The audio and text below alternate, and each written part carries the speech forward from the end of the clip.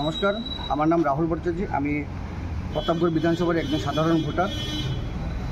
আমি আজকে যার বিরুদ্ধে আমি পূর্ব থানায় কমপ্লেন করতে এসেছি, ওনার নাম হচ্ছে মাধবী বিশ্বাস। এমনিতে ফেসবুকে ওনার মাধবী বিশ্বাস মূল। উনি বাড়ি বিদ্যাসাগরের দিকে, প্রতাপগড়ের বিদ্যাসাগরের দিকে।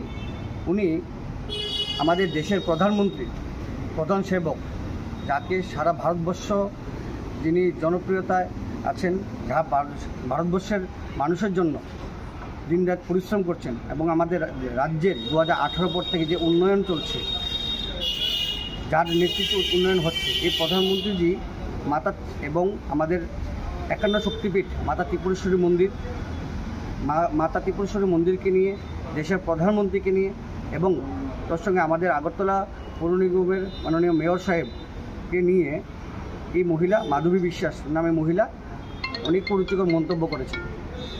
উনি বাজে বাজে করছেন। ইভেন কি ওনার সোশ্যাল মিডিয়া সাইটে গেলে দেখা যায় যে উনি সোশ্যাল মিডিয়াতে সমাজের মধ্যে উনি ভাবমূর্তি নষ্ট করছে, সমাজের হয়ে মানে কি বলবো, উনি নিজের পোশাকে ঠিক রাখতে পারছেন না।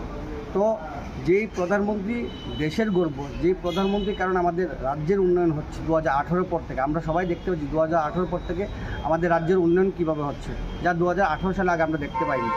তো যে 2018 সালের পর থেকে ভারতীয় জনতা পার্টির সরকার আসার পর থেকে এই রাজ্যে উন্নয়ন চলছে।